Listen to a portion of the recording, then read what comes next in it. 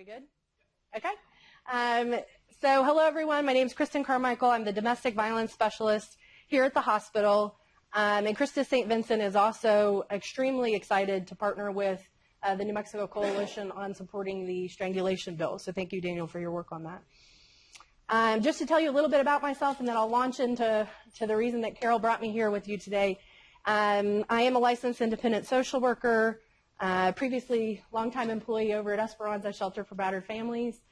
And I coordinate all of the services and care for survivors of abuse at the hospital, at Christus's 20-plus clinics, and at the Care Connection and Sobering Center. So I really oversee and am responsible for trying to improve the quality of care and see where there are gaps in services and what can we do additionally to help people be safe and to get what they need while they're receiving their medical care, which has been a really exciting position for me to have. I've had it for 2 years. What else can I tell you? I'm a new author, so I just had a book published, X That X, Making a Clean Break When It's Over. And I have a little cold, so I need to make sure you heard X That X, not Axe That X. Somebody that I told heard Axe That X, and I was like, no, I will not be responsible for that. So anyway, it's an exciting time for me, and I'm so happy to be here with you, and it's very humbling. I know there's so much expertise in this room, so please feel free to jump in with questions and comments. If we start running long, I might ask you to wait till the end when there might be some more opportunity, but let's just see how we go, okay? So yes, Kathleen Beneke and I co-facilitate the Medical Action Team, which has been a really exciting work group of the Coordinated Community Response Council. And that work group is charged with coordinating services across the community around medical care for survivors. So again, looking at those ways that we can improve our quality of care. And there's several other members of the Medical Action Team here today. Jeanette Baca, who's a co-director at Esperanza Shelter now. Colleen Dearman, who's the head of our SANE program here at Christus St. Vincent and also working over at Solace Trauma Treatment Center. Am I missing anyone else who's come to our Medical Action Team meetings? Anyway, it's been a really dynamic group. And so we came up with 3 different indicators, population indicators, within the Medical Action Team that we wanted to see change.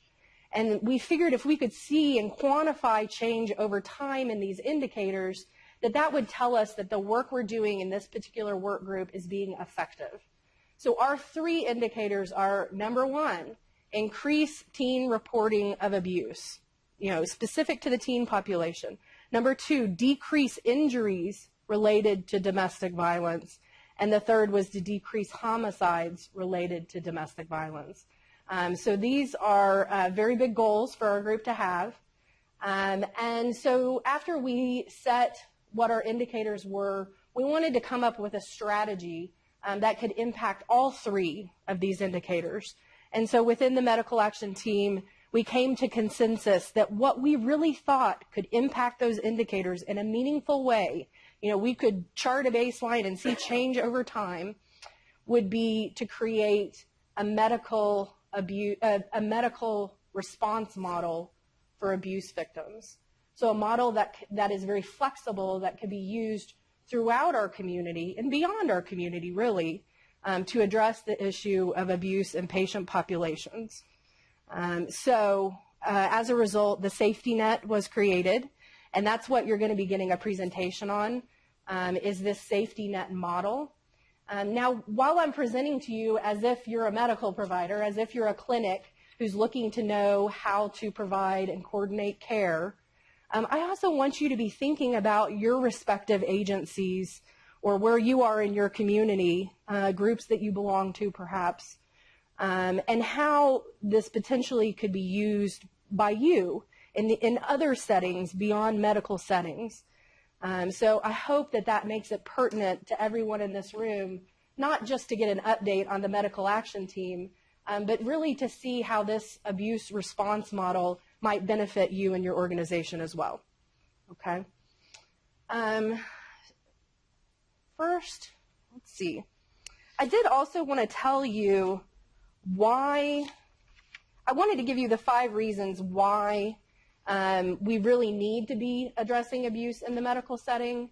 I think probably I'm preaching to the choir on this one, and everyone's convinced that we need to be addressing abuse in the medical setting. But the first is that medical settings and medical providers reach so many people. I think we're all aware that only so many of folks who have been victimized will reach out to law enforcement or will reach out to, say, Esperanza or a hotline, or even will get counseling. And I know we'd like to change that, but as it is now, it's really a percentage of folks that will ever get help from those arenas. But if you think about who comes to their doctor for care or who comes to a hospital for care, that's a very wide net that we can cast in order to identify folks maybe that need some help.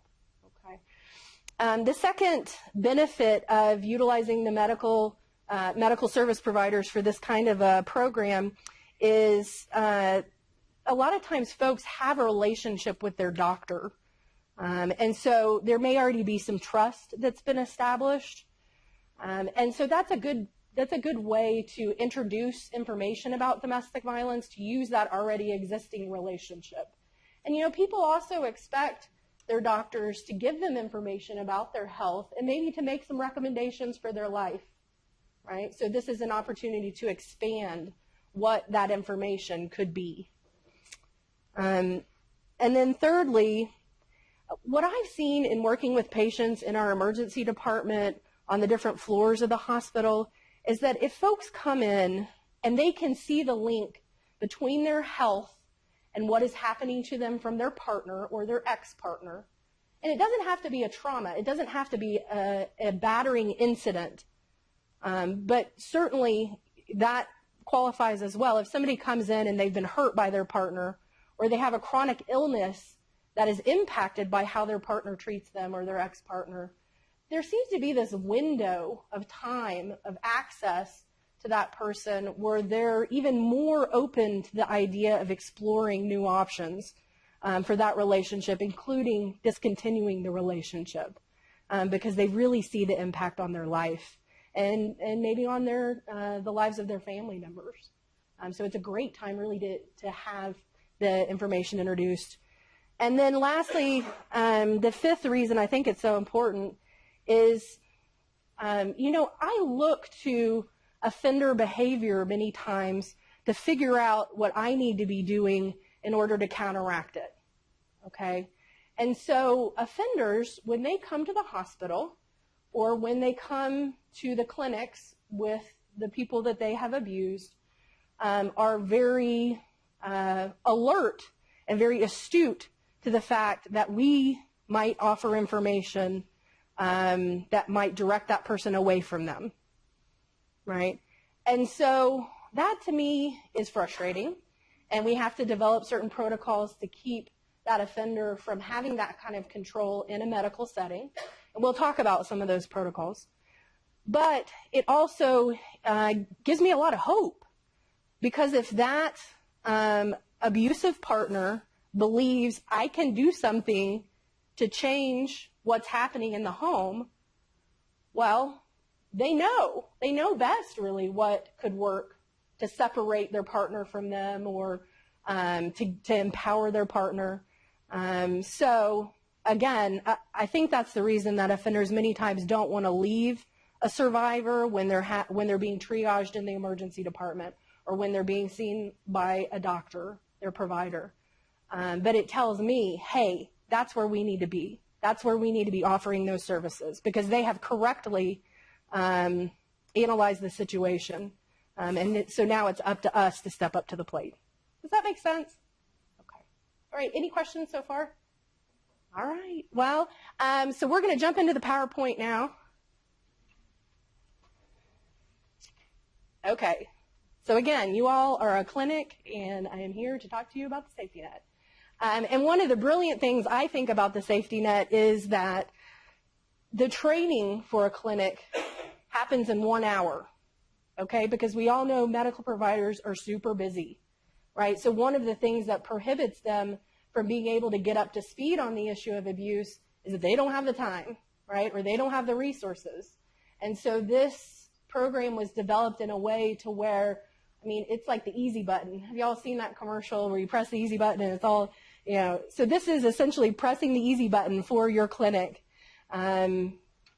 This training, which you're going to have more quickly than an hour, is delivered in an hour in the clinic, and within that time, folks can get up to speed, and the office can really be organized in a very meaningful way as to how to deliver services. Okay. So the first thing that I do with folks when I go to roll out the safety net is I have them look at the statistics. Medical people like numbers. I don't know if you're aware of that. We like our data, for sure. 37% of women who sought care in hospital emergency rooms for trauma are there as a direct result of something their partner has done to them. A lot of people are really shocked by that statistic, that it is as high as it is. And, obviously many, many people have come into this emergency department and others across the nation, and this has not been recognized as the cause of their issue. And certainly if somebody comes in with a broken bone, that was done by their partner, if we provide the best medical attention ever, but never ask about domestic violence, they go home to the same situation, is that good care? I say no, right? We just put them right back where they came from, and what might they come back with next time, right? 324,000 pregnant women battered by intimate partners, more common than gestational diabetes or preeclampsia. And are we being as intense about screening for domestic violence as we are for these other really common conditions, right? Huge costs associated with domestic violence for the medical and mental health care systems. Domestic violence is the most common call received by Santa Fe law enforcement. I think that's an incredibly sobering fact to take in, along with additional information, which is that only a portion of people will call law enforcement, right? So we know that number is even bigger. And then finally, women who talk to their healthcare provider were 2.6 times more likely to leave their abusive relationship. That's huge. That is huge. And that really speaks to the effectiveness of what can happen when medical systems get on board with what needs to happen around the issue of domestic violence and sexual assault. Okay? So then after I present the statistics, what I have folks do is really brainstorm about the types of abuse that they're aware of. And so let's just go ahead and do that as a group. What kinds of abuse do you know about? What's the first one that comes to mind? Absolutely. And that's what every single audience I talk to, immediately physical. And I think as a movement, we've done a good job of getting out there that when somebody puts their hands on you, that is considered physical abuse. It's not okay. Okay. Not everyone knows that, but I'd say most folks in the general population do know that. What other kinds of abuse are there? Emotional. Absolutely. Any others? Absolutely. Sexual abuse. Financial. Verbal. Yes. Any others we want to mention? Absolutely. I don't think I ever talked to a survivor of domestic violence who wasn't isolated in some way. Okay. Dang it. So I would add to that probably, intimidation, threats, spiritual abuse, child abuse, elder abuse. I mean, we go through a whole litany of ways that people really are, these really are tools that offenders use to get power and control. And that's kind of the language that I like to use with people. And they're choices that people make. This is not about losing your temper, right? Offenders use their anger to get control. They don't lose control, okay? So we go through kind of brainstorming these different types of abuse so that people can learn that it's more than just physical abuse, right? And that when we say words like, oh, it was just verbal, it was just emotional abuse, that really those are the cornerstones, those are the foundations for the abuse that may come later, which may include physical and sexual abuse, okay? So after we brainstorm, then we also look at the power and control wheel, which is the most used tool for working with domestic violence survivors. Although I like to add to it some additional tools that offenders use or tactics. And so those are listed. And I hope you're following along in your booklet. Carol was nice enough to print us all off booklets.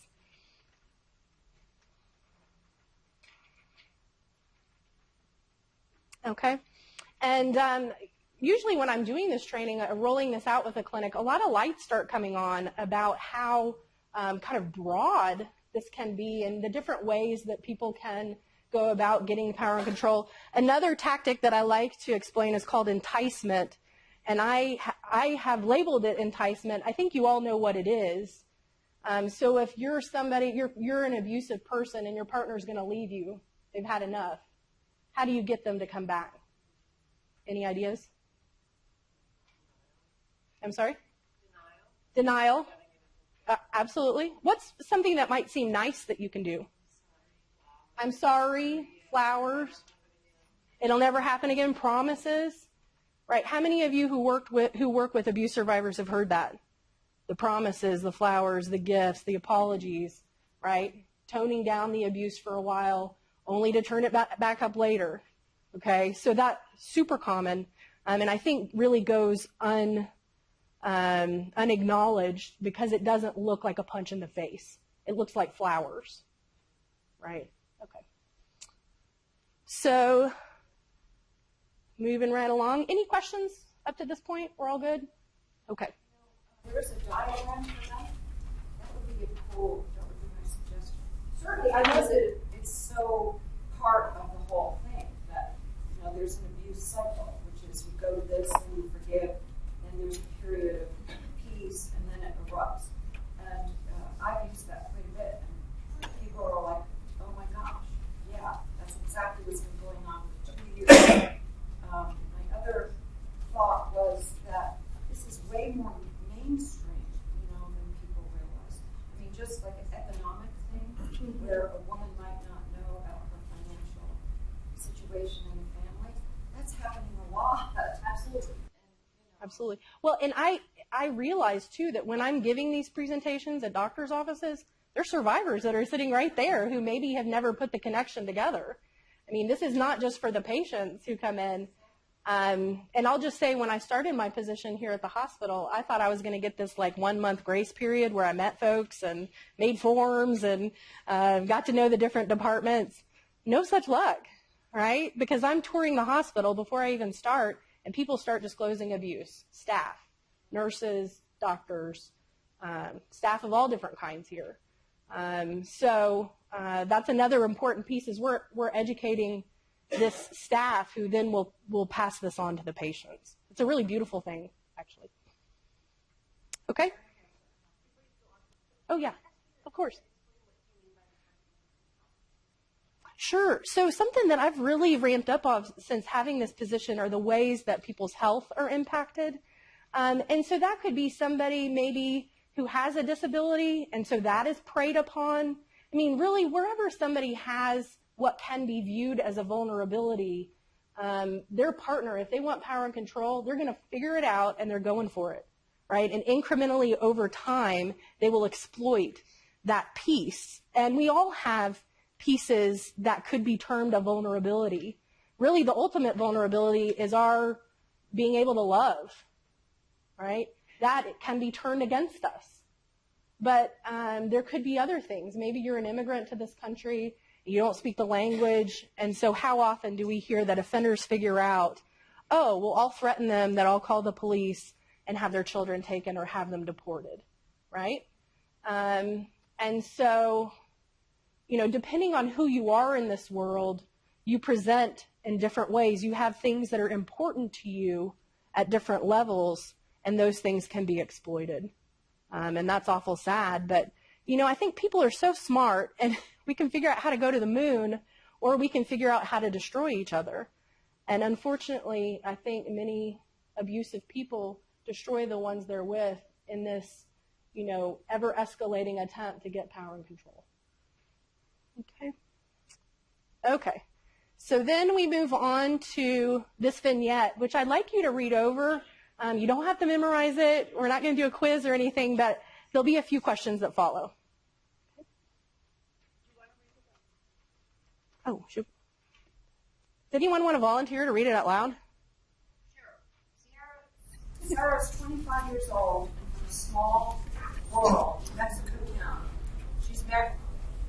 What? You didn't know you were going to do a reading today. She's married to her high school sweetheart, Anthony, and has an infant child who she loves dearly. Sarah started a small business recently, watching some of her neighbors' kids while they work. To Sarah's surprise, the money's come in handy, especially when Anthony doesn't give her enough money for groceries. From the outside, Sarah's life seems to be going well. But recently, things have been getting worse with Anthony. He's always been jealous when Sarah interacts with men. He even makes up reasons why she can't see or talk to her male relatives and friends. Anthony says that all men want the same thing. She is too innocent and needs protection. Sometimes, when he suspects Sarah has talked to another man, he makes threats. He says if she ever even thinks about cheating on him, he will divorce her, fire a lawyer, and take the baby. He also tells Sarah that she could never make it financially without him, even with her stupid babysitting job. As time goes on, his anger and controlling ways have gotten worse. For the first time last night, he actually made Sarah afraid for her life. When he got out their gun and started cleaning it while accusing her of flirting with the father of one of her students. Today, Anthony's bringing Sarah to the doctor because she says she's in pain. Okay, thank you so much. Okay, so is there anyone in here who doesn't get why Anthony is an abusive person in this vignette? Okay, because every now and then I have somebody that's like, what? He's cleaning his gun, so what? No big deal. I'm like, context. So, so let's look at this vignette for a second. First of all, what types of abuse that we just discussed did you see in this very short story? Isolation, definitely. Pretty sneaky, too. I'm going to protect you, right? Uh-huh. Absolutely. So he's threatening to use the legal system. What else? Verbal abuse, your stupid babysitting job, et cetera, et cetera. Financial, yeah, trying to keep her from making a living or having access to resources. Intimidation, for sure. Getting the gun out, right? That sends a message. Anything else? Anthony is rounding the bases, right? He's getting it done. Is he going to get what he wants? Probably. Probably. Does he put his hands on her? No. And I heard someone say not yet, which is also, this could escalate to physical violence, although not all abusive relationships do, which I think is important. Okay. So I like to use this vignette to help broaden people's ideas, because is this potentially a lethal situation, even though he doesn't touch her? Right. Yes, definitely. You got the gun out. Very scary. Even having a gun in the home when there's abuse is a predictor, a high risk factor for lethality. Okay. So opening up people's minds about even having the gun in the home is scary. But definitely, he's mad and he's got the gun and he's cleaning it is no good. Why does Sarah say she has pain? And I know we're just hypothesizing here. Okay. Right, so Dana's saying she wants help. This is help-seeking behavior. If she said, Anthony, I would really like a ride to the police station right now because you're scaring the crap out of me. Is she going to the police station? No, but I got some pain. I need to see my doctor. I've got a migraine, something. That's a chance. That's really smart. And I have seen and talked to victims here at the hospital that use medical conditions as a way to get help, as a way to end the abuse, at least in that moment. Okay. Any other reasons why maybe she says she has pain? Right on. Yeah. If you're living with Anthony, would you have some pain, right? Would you have a migraine? Would you have, maybe an ulcer, maybe some chronic pain? And who wouldn't be tempted to take a drink, right? So now we're getting into how alcohol and drugs can creep in, addictions to painkillers also, prescription drug addictions. How many folks might feel depressed? How many of you might get anxious, right? So now we're getting into some mental health stuff, some behavioral health stuff, and the ways that it impacts how people feel. And I tell you, over time, living under these conditions can just do incredible things to you, both your physical and your emotional health. Absolutely. Suicide ideation, you name it, this whole broad spectrum. And in the medical system, we see lots of patients who have addiction issues, who have behavioral health issues, who have chronic disease, and then also trauma, maybe from a battering incident. All of these folks, really, the etiology, the beginnings of this could stem from their relationships. Okay. What about her child? Yeah, what's going on with she has a child. Is this, I think, is her sister living in the home? Or are you thinking about the impacts on children? No, I thought that for some reason I thought she had a child. Okay. She does. She has a baby. Sure. She has a baby. Sure. So what is this impact on this Absolutely. child? Yeah. Absolutely. No, you're exactly right. I mean, we also see medical and physical and emotional impacts on the kiddos as well, for sure. Excuse me. Health. Yeah, go ahead. Not covered in this little yet, but Yeah. what happens if she comes into the hospital or the ER and he comes in with her and he refuses not to leave the room? How do you address that? Absolutely. And we're going to get into screening. That is a part of this training. And you're exactly right. When I give this to the new employees at the hospital, that's what the nurses want to know. How do I get him out of the room? And so there definitely are some different tactics that we can talk about for that, and that is coming up. Okay. So what could be the next reason for Sarah to need medical attention if we're not able to provide an intervention for her, if things do not change for her? Why does the medical system see her next? Antidepressants, perhaps. Strangulation, gunshot wound, pregnancy, right? So it's not good, right? Things aren't getting better unless we're able to meaningfully intervene and unless hopefully Sarah has a supportive community. I mean, there's a lot of different things that can change this scenario for Sarah, but us pretending like we don't see it is not one of them, right? And sometimes I also use this scenario to talk about why we can't leave domestic violence up to law enforcement, the courts, and shelters. Because sometimes I think people have this idea that somebody else is already working on this. This doesn't really have to be something that I do too. I've already got a lot that I'm doing. Okay, and I know that's not you people in this room, because that's why you're here, is to work together on this issue, which I really commend you for, and I'm happy to be a part of it too.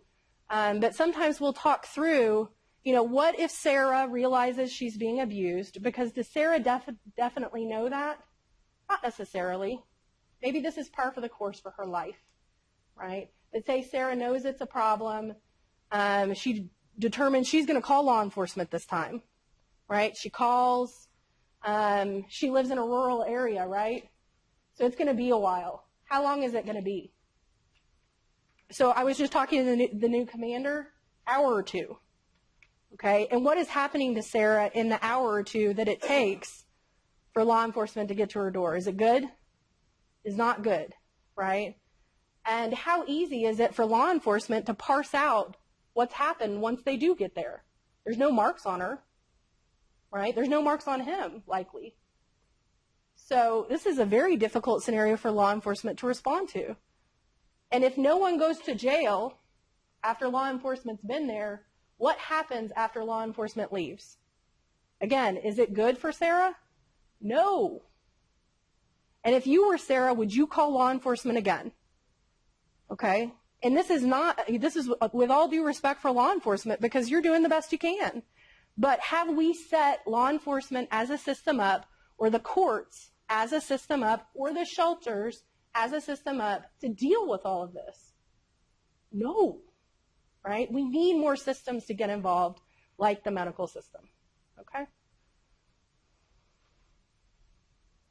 Okay, So these are signs and symptoms of abuse that we see particular to the medical systems, particularly with our medical care. These might be different depending on what your occupation is. So there might be different signs and symptoms for CYFD than there are for medical. But multiple injuries in different stages of healing. So we can see different colored bruises or maybe a fracture and some, there's a way to kind of do a timeline with injuries. And if somebody's being repeatedly injured, well, guess what could be the reason for that? Delay between injury and seeking medical treatment. So I've seen folks with a broken leg, they didn't come in for 2 days. That is not normal, right? So it's just to be curious, like, why would that be that somebody would not come in with a broken leg, right? High number of visits to a healthcare provider. And also coming to a healthcare provider with really vague symptoms, like, I just don't feel good, okay? And yeah, they don't feel good because of what is happening at home, okay? Failure to keep medical appointments, which oftentimes we call clients like that non-compliant, right? They're non-compliant. They don't come for their appointments. They get so upset about that. Well, there's reasons, right? We need to be tuned into those reasons. Okay, so here we have the partner is coming into the exam room with the patient, and they want to control and dominate the conversation. Okay, could you see, if Anthony went with Sarah to her medical provider, that he might act that way? He wants to answer the questions. He's in charge of the appointment. He's not leaving her side. That is one possible way that offenders present in a medical office. You also see some offenders being very solicitous, right? Overly so, and it gives you this weird feeling. So I also talk to people about their intuition. What is your intuition? What is your instinct telling you about this situation? Okay. High number of sexually transmitted infections, pregnancies, miscarriages, abortions. Unmet personal needs, the state of the patient, and a history of substance abuse in the patient or the partner. We already kind of talked about why that might be. Any questions about these signs and symptoms? Okay. So now we're getting into the part about what does this model really do? Okay, what are we asking medical professionals to do? What might you want to ask your organizations to do? What works on this issue? And by this time, people are rearing to go on this. They're like, okay, we are mad as hell. We want to do something. What do you want me to do? Here it is, okay? So the first is providing an environment that is warm to disclosure, okay? And so we have these posters here, which you may have seen when you came in, these 3 over here, these 3 over here. We actually have more variety than that. But the posters, along with, we have some buttons that folks can wear that say, is someone hurting you? You can tell me. We have all this available in English and Spanish. We also have these little sock cards that are tiny little cards that people can slip in their socks so that they're not so obvious, that offer people help. And so just by putting these things up in the waiting room or in the bathroom or in both, in the areas where people are getting examined, that lets folks know, hey, these people want to hear about this. They know what they're doing, and this is a safe place for me to tell. If you don't have this stuff up, many times folks will assume you don't want to hear about it. Because probably a lot of people in their life don't want to hear about it. Or they have told and gotten a really negative reaction, like, God, are you crazy? Why don't you just leave? Okay. So it's really important that we create environments that welcome disclosure, that let people know this is something we want to hear about.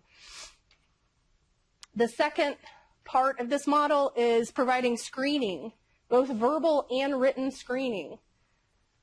And we'll go over that. The third is establishing a clear chain of responsibility. So everybody knows what they're going to do before that person walks in the door, before that patient who needs your help comes in the door. It's not a mad scramble. Oh my God, somebody just told me about abuse. What do I do now? Okay, everybody knows what's going to happen. And then finally, we want to implement a consistent intervention strategy. So that's a standardized strategy that will happen every time somebody discloses abuse. And this strategy, which we'll talk about, does not mean that everyone in the doctor's office has to now be an expert on abuse. No, that will not happen. That is not reasonable. And it's actually not best for that to happen. What the intervention strategy relies on is that these medical professionals will get this individual, this person who's been abused, to the experts. If they can facilitate that handoff, awesome, gold star. That's what we want to see happen over and over and over again. Okay? So the first element is the environment. We've already talked about that. Again, offender behavior is they're telling survivors over and over and over again, you deserve it. There's no one that can help you. This is your fault, right? So what are the messages we need to be sending? We got to send the opposite, right? You don't deserve this. We want to help you. You're safe here. There are things we can do about this, okay? So we're putting up posters and we're giving those messages. Now we're going to talk about the screening, which I know you had asked a question about. Again, if you don't ask, patients will assume you don't care. You don't want to know. And there are many doctors that want to just use a written screening form. I don't know if you remember the last time you went to your doctor's office, but you probably had to fill out some paperwork, okay? So sometimes doctors just want to put a question on the written paperwork and call it a day. Like either you check the box or you don't. But who in here can figure out what the issue with that is? Just putting it on a written form. Any thoughts about that? Yeah, yeah. Okay, that is an issue. That is an issue for sure. Absolutely. Okay, so is anybody even looking at the form? Okay, now another issue is who else could be looking at the form when it's filled out? The abuser, absolutely, because Anthony wants to come to the doctor's office with Sarah, right? He wants to check it out, see what's going on. What are they talking about there? What's that? Yeah, he may even be the one. Yeah, exactly. So we can't just have it on the written form. Okay, exactly. Okay, so then important elements of verbal screening. So now we're like, okay, we are going to have to screen both in written form and in verbal form. But what are the important elements? And the first is that the patient's alone. And so getting the patient alone may be a little bit of a thing. I tell you, here at our emergency department, the protocol is to always have the patient alone, at least for a few minutes, to ask questions like these, okay? And it usually involves the nurse being very kind of authoritarian about it, you know, already having in mind a sentence that they're going to say to everyone to get that other person out of the triage area. So I always talk to my patients for a few minutes by themselves. You can wait out there, period. No negotiation. And for 96% of the population, that works. Now, for some people, it's not good enough, and they'll want to argue it a little bit. And so then it's about them, you know, really being very insistent on it, and even calling security if necessary.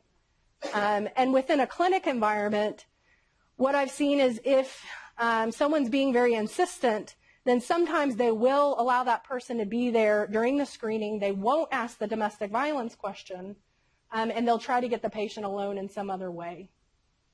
And so that could involve some creativity. But for the most part, this can always happen. I mean, I think in the most extreme instances, maybe it can't. And I really regret that, because in the most extreme instances, I've got a big red flag why that person won't get out of the room for a few minutes, right? Can't you just say it's hospital protocol? Yes. Yes. I don't understand why there would ever be a situation.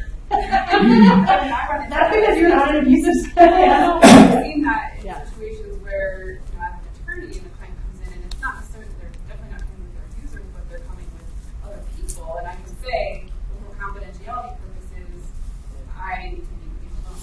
And of course, explaining to the client, if there's someone that you want to get permission to talk to, for me to talk to about your case, you can send something, and that's fine, I get it, like, we can all do this together. However, for this meeting, it has to be just me and you. And Right. so I would think it's the law, or it's, you know, it's sort of like, Yeah. Yeah. Well, yeah, Sure. Well, and so I think in the vast majority of cases, that does work. as long as people really draw a strong line and already have in their mind what they're going to say, and they do it every single time. Okay. Okay, so patient's got to be alone, appropriate eye contact and body language. What I don't want to see is somebody asking questions, just looking down and checking their form, right? Because then it's like, they're not interested in me. Why would I tell them? And then finally, what are people expected to do if someone does disclose abuse? And that's coming next. So I think this is kind of funny. David actually is the one who created this PowerPoint and your booklets. And so we took some responses from practices where this has been rolled out. And so the participants have said, patients love to be asked these questions. I think a lot of times we think people are going to respond negatively to being asked about their relationship. And by and large, that is not true. That's maybe an awkwardness that we have about it, but that our patients don't. Patients are much more compliant than I thought they'd be. I think that one's kind of funny. And sometimes we forget how much authority we have. So whatever your professional role is, and certainly for medical providers, sometimes people forget that they have this authority to be able to ask folks things that need to be asked. Okay. So then here is a variety of screening questions that practices can use, and it really depends on what kind of practice it is.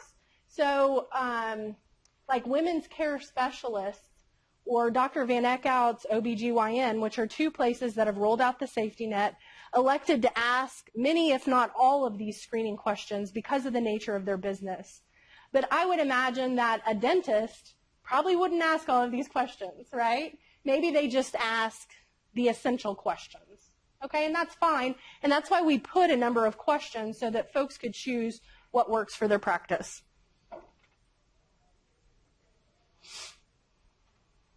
So then now we're looking at the chain of responsibility. Remember, that's our third component. We want to have a warm environment, we want to screen people, and we want people to know what they're doing. We want there to be this chain of responsibility. So really, within a clinic, and this may be different from where you work, there's a few different responsibilities that people need to be willing to assume. And we really look for people who are invested in this issue to be those folks who assume the responsibility because they already have an inclination to do this kind of work. So there needs to be someone who's willing to be in charge of the posters and the buttons and the brochures and all of that and continue to maintain those over time. There needs to be somebody who's willing to look at those written answers that people put on their forms. There needs to be somebody who's willing to communicate if there is a positive screen on one of the written forms. There needs to be someone willing to do the verbal screening of the patient, and usually that's a nurse or a, who else are doing the verbal screenings? Medical assistant, exactly. Okay, so now we get into, okay, we've had a positive screen for abuse, somebody needs to do something about it, right? And again, these are the nurses and the medical assistants by and large who are providing this assistance. And it's all laid out. This will happen every single time someone discloses. If they follow these steps, they will give an excellent intervention for this person, an intervention that they don't need to go to sleep that night wondering if they did the right thing. This is the right thing. And it meets all of the standards for the Joint Commission and for other funders. And again, it was created by domestic violence experts and people from medical providers jointly. So they'll assess for immediate safety needs by asking questions like the ones we have here. Where are the kids? Are you safe now? Where's the person that hurts you? Are they on their way to pick you up right now? That kind of thing. Then they need to let them know they care. So again, sending those messages that combat what the offenders might have told them. This shouldn't be happening to you. You don't deserve this. I want to help you. And then providing the help.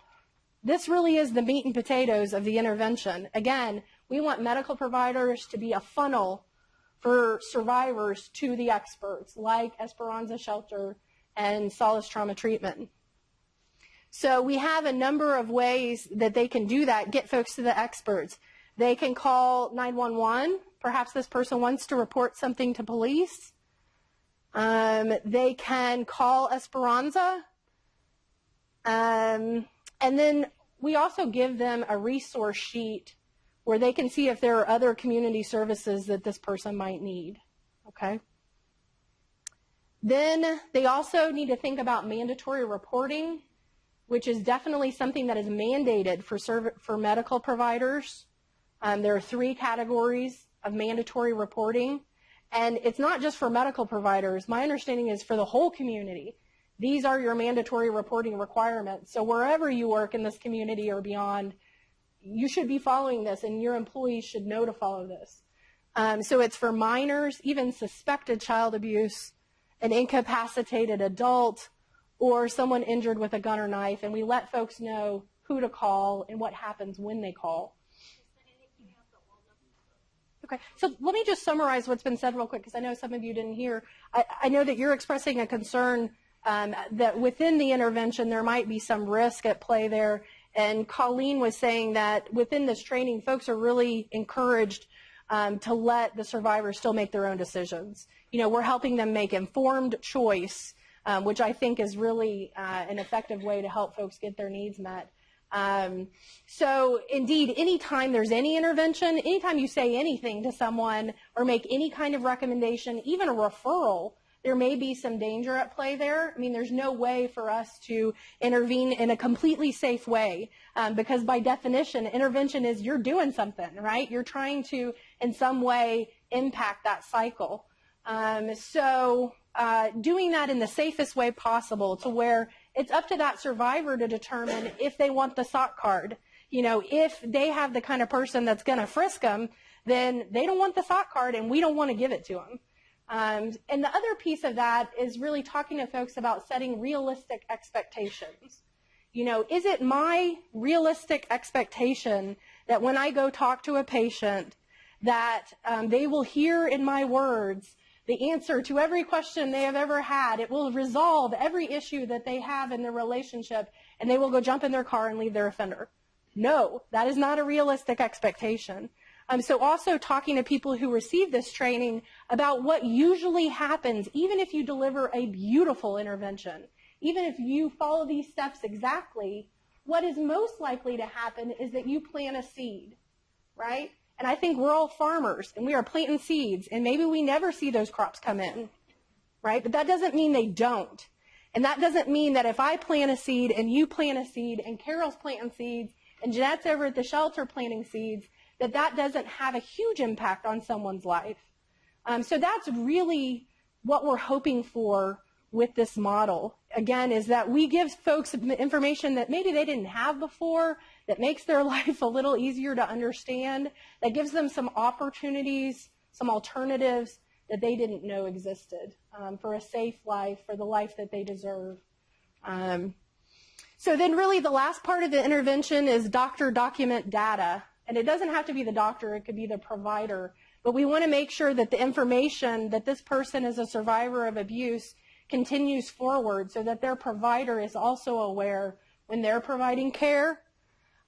It's also to help direct people how to do documentation because, you know, that is something that I think law enforcement should be aware of, also the DA's office, that if we're getting medical providers to document this and to screen effectively, I mean, those are records that potentially can help survivors if they choose to pursue something in court. And then data. So as a part of the safety net, there's a very small data requirement that folks, you know, let the medical action team know what's happening for their practice. You know, how has this impacted your practice? We have a couple of short questions. And I'll just tell you, in the first practice where the safety net was rolled out, Dr. Van Eckhout's OBGYN clinic, they have been so enthusiastic about the safety net. They went from identifying 4 or 5 victims of domestic violence a month to 4 or 5 victims of domestic violence a week, right? And it's not just that they're identifying people, it's now they can do something about it, right? That's huge. And this is a small OBGYN practice here in Santa Fe. So the potential for this program is enormous. Again, I think it's flexible enough that it could apply to many different situations. And I tell you, the really dedicated members of the medical action team, myself included, are really willing to work with you if you have some interest in this model, or if you can see other places where you think it might work. Did we get the sign-up sheet sent around? Okay. Yeah, absolutely. You go ahead. Every single one of us goes to a doctor or a nurse practitioner or somebody. And every single time I go in, I always look to see if there's screening and how that's going on. And now that you have the knowledge, you should be doing that too. Why are you not screening about domestic violence? That's more common than cancer. So we really need to get our providers up to speed and doing that screening, no matter. Your dentist can screen. Absolutely. So I did make two little Say thanks, absolutely. So, and to let you know too that this hospital is doing a sized up version of the safety net. So this community, Santa Fe services are aligned between the hospital, its practices, and hopefully over time the community practices as well. All right.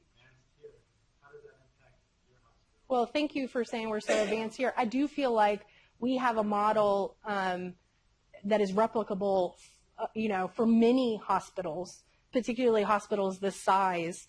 And it's incredible to me, when I leave a patient's bedside who, maybe they've been stabbed, or maybe they've been punched, or maybe they have a chronic disease related to abuse. When I leave their bedside, I've never said, oh, well, I don't think they needed me that much.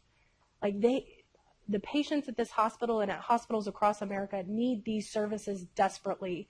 And it makes a huge difference for them to be able to have a consult from an expert, or for the staff. I mean, the staff here at Christus St. Vincent gets training specific to abuse. So a peds nurse gets training differently than security here at the hospital gets training. And I tell you, at other hospitals in New Mexico, that is not happening. Right, and so the awful things that happen as a result are just incredible. And I don't know why every hospital wouldn't want to have a model like this, or wouldn't want to have someone overseeing these services. I mean, I'm also collecting data and analyzing it to know, like, what does this patient population look like? Are our interventions working? And then I can also act as a liaison to the community, kind of the role I'm serving right now. So I am such a big fan of hospitals implementing programs like mine. And I was telling the new commander that on the East and West Coast, they've had programs like these for up to 15 years. So this is a model that absolutely works. And I personally will support any program in New Mexico that wants to develop something like this.